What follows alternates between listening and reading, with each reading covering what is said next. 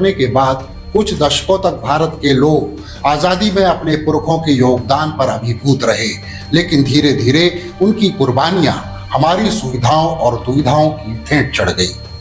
हम ये भूल गए कि आजादी केवल हासिल नहीं करनी होती, बल्कि उसे पाल पोस कर परवान भी चढ़ाना होता है। आजादी के निर्धारित लक्ष्यों को पाने के लिए ऐसा तंत्र विकसित करना होता है जो फिर किसी गद्दार या मुखबिर को सर उठाने का मौका ना दे।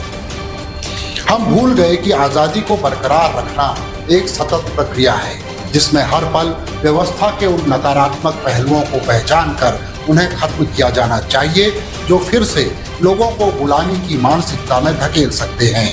लेकिन अफसोस कि ये हो नहीं पाया।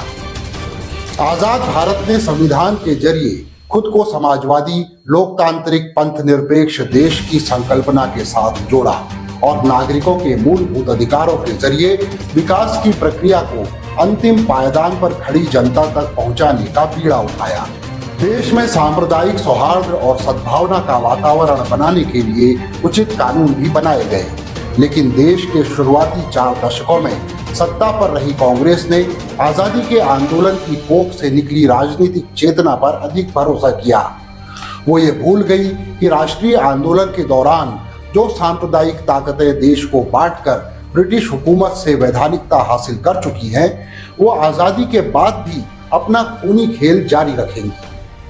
महात्मा गांधी की हत्या के बाद भी कांग्रेस की ये वैचारिक सदाशयता अंततः देश को उस मुकाम पर ले आई जहां नफरत की विचारधारा न सिर्फ कांग्रेस के लिए बल्कि संविधान, लोकतंत्र, सामाजिक न्याय और नागरिक अधिकारों के लिए सबसे बड़ा खतरा साबित हो रही है।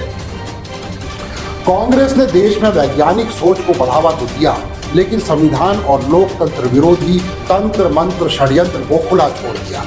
नतीजा ये कि पिछले 7 दशकों में लाखों करोड़ों वैज्ञानिक, इंजीनियर, बड़े बड़े नौकरशाह और कर्मचारी जिस थाली में खाकर इस लायक बने, उनमें से ज्यादातर आज व्हाट्सएप गोष्ठियों में वैचारिक तौर पर उसी थाली में छेद करते दिखते हैं।